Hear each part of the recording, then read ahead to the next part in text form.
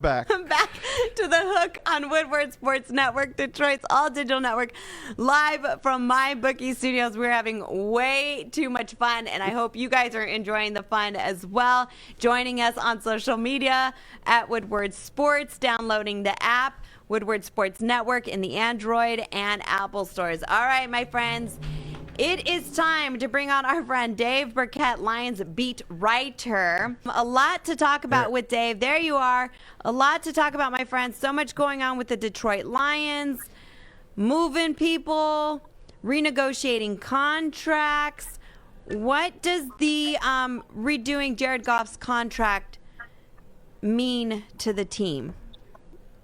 Yeah, that's a good question. I mean, I think it probably ties him to Detroit for at least, this season and next through the 2022 season. Certainly, they have more dead money by trading Matthew Stafford than they would by cutting Jared Goff or trading him after this season. So, on from a him at the quarterback position, but I would like to think that. That he has a 2-year window of opportunity to prove himself to the Lions. The Lions are going to look at him this fall as their starter, and we'll see what else they do at the quarterback position. But I think the restructure means that he's probably here for at least 2 seasons. I like it, Dave. 26 years old. We know what he's done in the past with the Rams. Yeah, the Rams aren't the Lions, but 6 playoff wins, gets to the Super Bowl, had a chance to win it. Had a couple of drops in that game. Nonetheless, here he is a couple of years later. Sean McVay decides that Matthew Stafford can get him to the Super Bowl quicker than Jared Goff. Goff comes here. He's got to restart his career. He's going to have a chip on his shoulder. But I like what they do here. It frees up that, $15 million you were saying in salary cap. That helps with the rookies, and also they got some chump change to suspend, which they did today. Alex Anzalone comes over from the Saints, and they got themselves a new kick returner. $15 million, and that's really enough to get you through the season, to pay for your rookie class, to any moves that might come up, right? Let's say the Lions have this surprising season, they want to go out and trade for somebody. Well, they have some room to do it now. But I mean, bottom line is, these teams, you can make simple restructures are built into players' contracts. I don't know if it was the same way in hockey, D-Mac, but teams can just do this at their will essentially, and that's all this was. So. Really, cap gymnastics is what the Lions are doing, what a lot of teams are doing right now because of the shrinking salary cap. This is Dave Birkett, Lions beat writer for the Detroit Lions. Dave, can I ask you, and you know what, in hockey it's the same thing, but I got to see, we got to have this serious conversation. Can I get you to turn your phone sideways so I can see all you got of it, you got it. Yeah, no, I got to see all of you because this is important. Look at that. Right, so this is important because with what has gone on and now going into the draft and stuff like this to me, doesn't tip the Lions' hand at 7, where some people are going, oh my gosh, it's Goff here now. Now we know we're not drafting a quarterback if it comes down to. To me, it shows more of a definition of the plan moving ahead. What perspective does these moves, and other than the right people are making the choices in Allen Park right now, but what does this tell you? Because you're there all the time.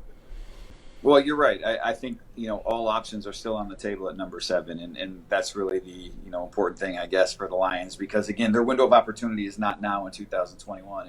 It's a couple of years from now. And so I firmly believe that as they go through their evaluations, if they study these quarterbacks and they think whoever it is, Trey Lance, Justin Fields, whoever the guy is, if they think that guy is going to be the quarterback of the future, can be a long-term, 10-year starter, top 10 quarterback in the game, you'd still draft that guy at 7.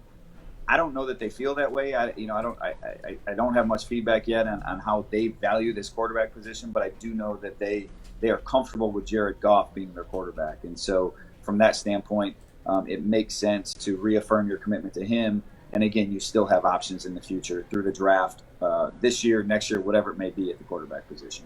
Dave, I wanted to ask you about the 2 free agents they signed today. Khalif Raymond from the Titans. He'll be doing the kicks. Used to be Jamal Agnew, as we know. He's with Uncle Urban now in Jacksonville. And Alex Anzalone, the former Saints linebacker. Obviously, Dan Campbell knows a little bit about him. No, you're right. I mean, Campbell had said, I think I'd asked him, a month or so ago, just about sort of the familiarity and how much that would play into some of these free agent signings, and it certainly was. I think both with Anzalone, he obviously was with the Saints for a few years. A guy that he's had some shoulder issues, so who knows if he can stay healthy. But if he is, he's going to be a guy that's going to probably start on that defense, probably start next to Jamie Collins, and should impact the back seven. I mean, he's really the only move that they've made in that back seven so far. So, the other one, look, and I know you mentioned the kick returner, but they signed a wide receiver today too, and that's a guy that has some more ties, right, to Damian Ratley. He was a John Dorsey draft pick, so you look.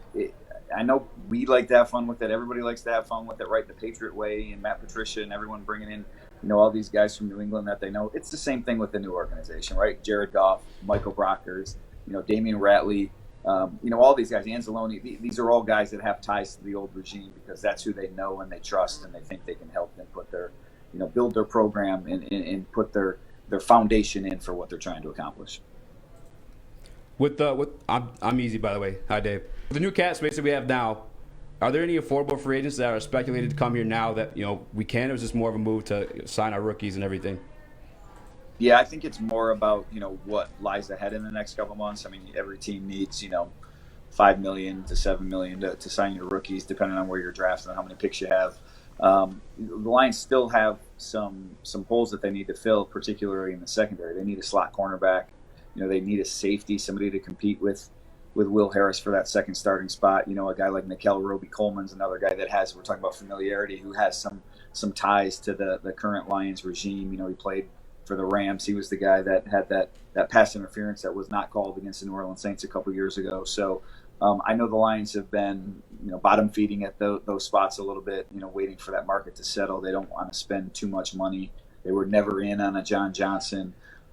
So I do think you're going to see them add another player or two here in the coming days, but nothing that would really impact the cap space that they created.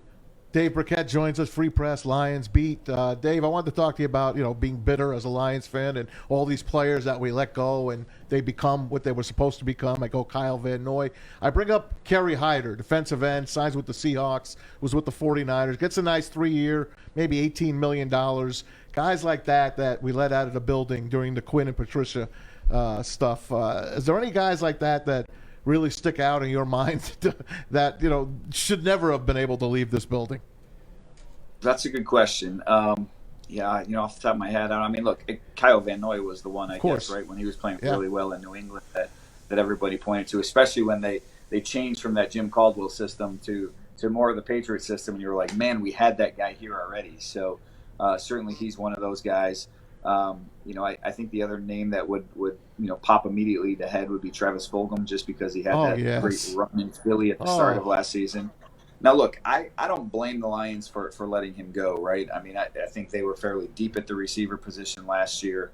And Fulgham, frankly, hadn't shown a ton, but you draft him for a reason, and you think he's sort of a developmental guy given the level that he played at. So you'd like to be able to hold on to a guy like that.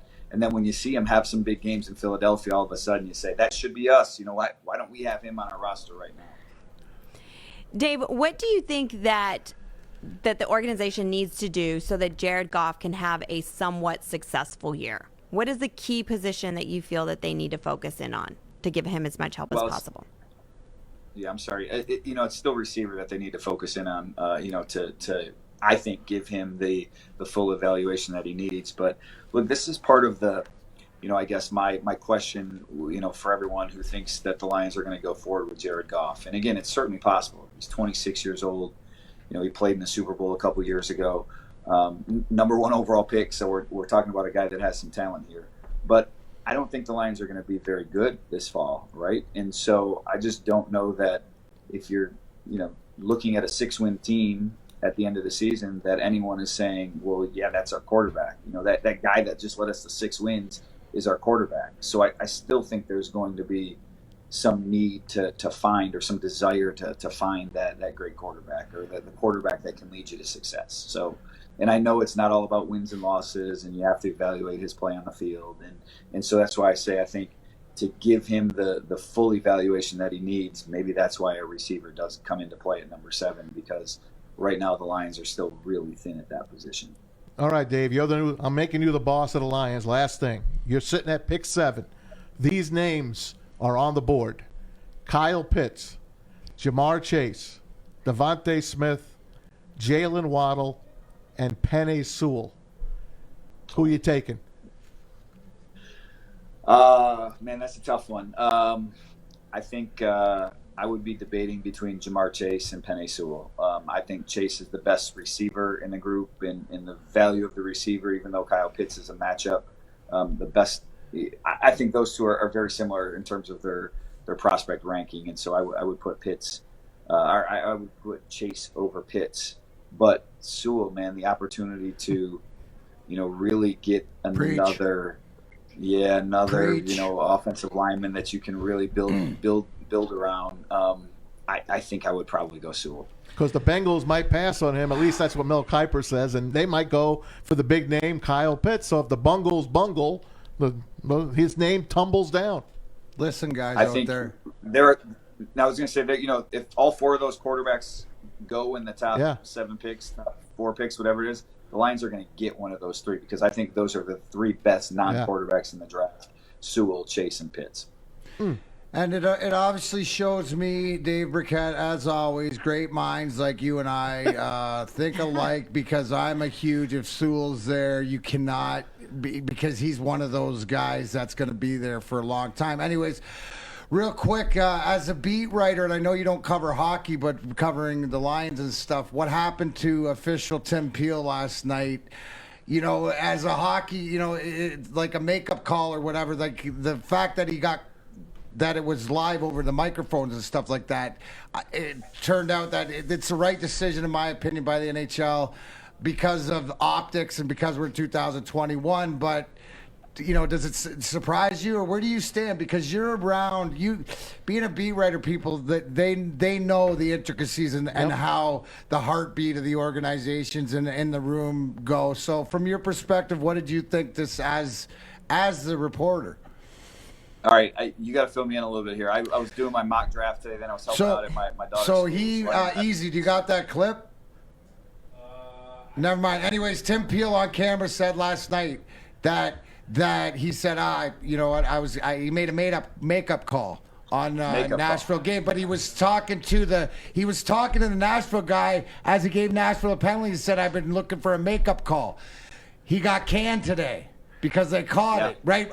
I just want your perspective because of being around old school, how things have changed, softer, that it was more of a martyr situation. Now, the good thing is that he's retiring at the end of the year.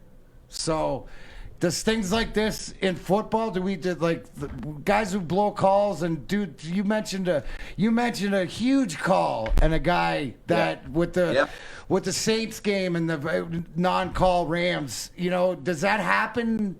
Is this the time and age we're in? I think it's probably, there's probably some human nature that it does happen, but as a guy who's refereed some too, like certainly not at any sort of professional level, but youth, high school games, whatever, that sort of thing. Like, I don't think you can go there.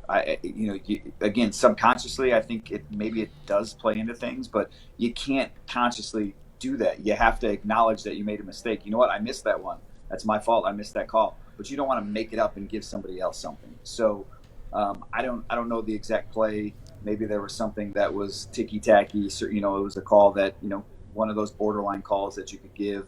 A holding in football, right? I mean, the old saying is you can call holding on every play. Yep. So, again, I think some of that comes into play subconsciously, but I just don't think officials can go there because that's just crossing a line that you shouldn't do when you're playing sports that mean so much, and that you just want a level playing field on. Spoken like a true referee, right? Whereas it's a subconscious thing. Yeah. Where if you don't talk about it, then it's not proof. He gave out the proof. Right. Thanks, Dave, for clarification. It's probably part of it. Yeah. Dave Birkett, thanks so much for joining us here on The Hook. We love having you on. Please come back anytime you want. You got it, Our lines guys. are open for you. Happy to be here. All right, Dave. Be good, man. Thanks, Dave. Dave Birkett from the Detroit Press. The Free Press. Yeah, the Free. The Free. Yeah. The Free. All right, when we come back, it is going to be time for D-Mac's Name That Teammate.